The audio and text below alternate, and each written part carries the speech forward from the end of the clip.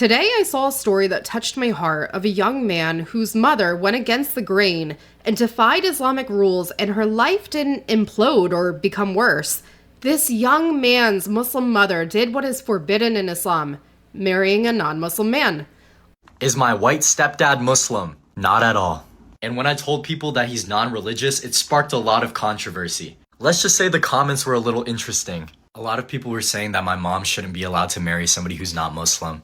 And that just breaks my heart because a lot of people online don't know my family's story and what we've been through.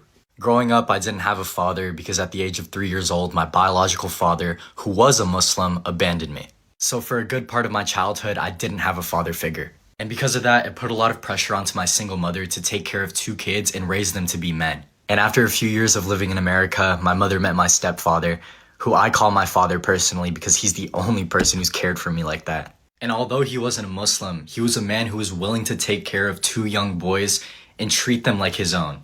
He's not related to me at all, but he single-handedly made it possible for me to have a future.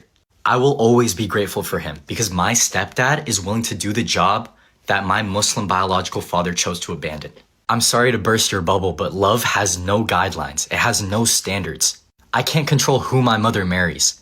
But I'll tell you this, she chose the right person for her and for her 2 sons. And I'll be honest, I was a little bit emotional and I said this, which I apologize for. But words can't describe how much I care for my parents' relationship and how much I respect my stepfather. 70% of prisoners come from fatherless homes, and it's hard to think that I could have been one of them. But yeah, that's my response. Love you guys. See y'all soon. Wow. Well, you look at that. This young man is wise beyond his years. He's 19 years old, and he is able to recognize the struggle his mother went through to take care of him and his brother in the absence of his father. And he recognizes why she married the man that she did.